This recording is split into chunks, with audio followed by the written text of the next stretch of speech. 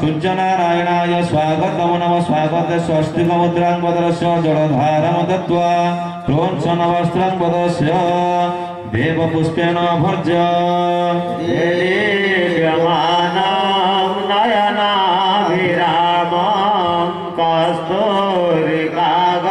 कस्तूरिकागन्धमयेन जुगुतं विभिन्नपुष्पैरनुधाप्यमानं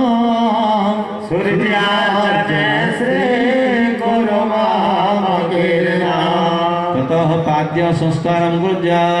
वीक्षण प्रोक्षण कारण अवगुण्ठन चतुष्टय नमस्वधय त्वमुपचारमिमं देव मया निवेदितं भगवत्या जगत्कल्याण हेतवे त्वमुष्णोदक निर्मलं च सर्वसौगन्ध्या संयुता पादप्रक्षालनाथाय दत्तते प्रतिगृहतां गुणसूर्यादित्य सूर्यनारायणाय पाद्ये पाद्यमो नमः पाद्यमुद्रस्य जलधारङ्गद्यातगन्धीनगरघृष्टिविधाय मुखवञ्चनवस्त्रं वदस्य ॐ अपरितवेदविदो पराणा मन्त्रशनये चान्तरभक्ति पूर्व सर्वोपचारे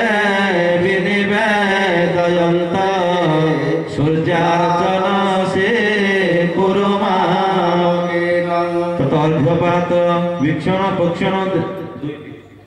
सुसंस्कारं कुर्या उपचारमिमं देव गृहाण परमेश्वर मया निवेदितं भगवत्या